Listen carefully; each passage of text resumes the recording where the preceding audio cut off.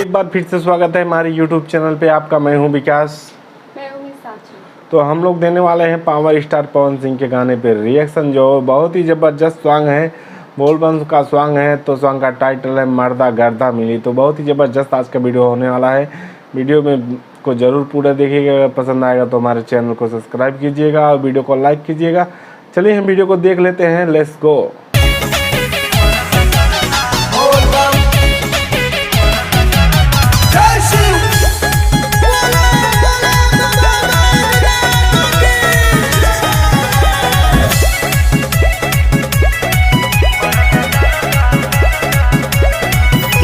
शिव जी के जही से पा गोहिल पार बहुती हमरो के मिल जाई भोल जस पाती। इसका उपाय मैं बताता हूँ, सुनो।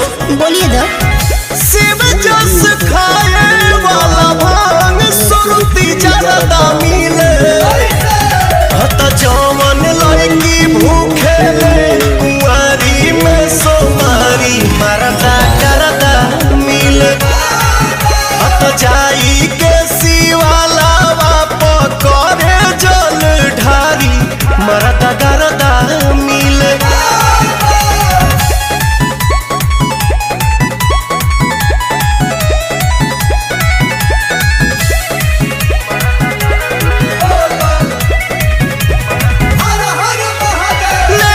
जल जब जग पैदल गोरी शिव के नगरिया कटबू कठिन डगरिया हो।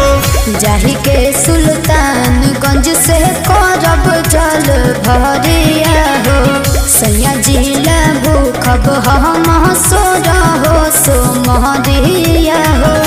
मनवा में रहे जवन तवन तवन श्रद्धा मिले, जवन लड़की भूखे कुंवारी में सोमारी मरदा गर्दा मिले, हर जाई के शिवाला पकड़े जल ढारी मरदा गर्दा मिले।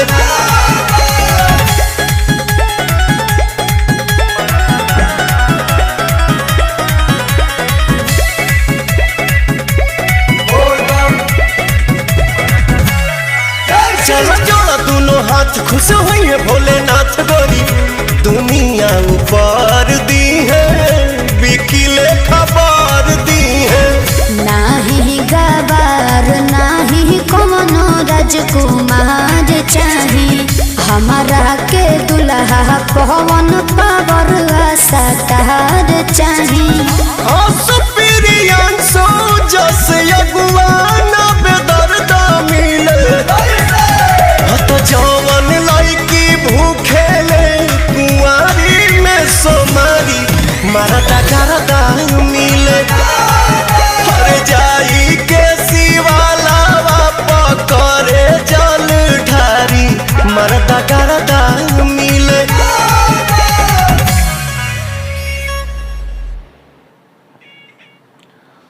तो दोस्तों उम्मीद करता हूँ वीडियो आपको ज़रूर पसंद आया होगा। अगर पसंद आया होगा तो हमारे चैनल को सब्सक्राइब कीजिएगा और वीडियो को लाइक कीजिएगा।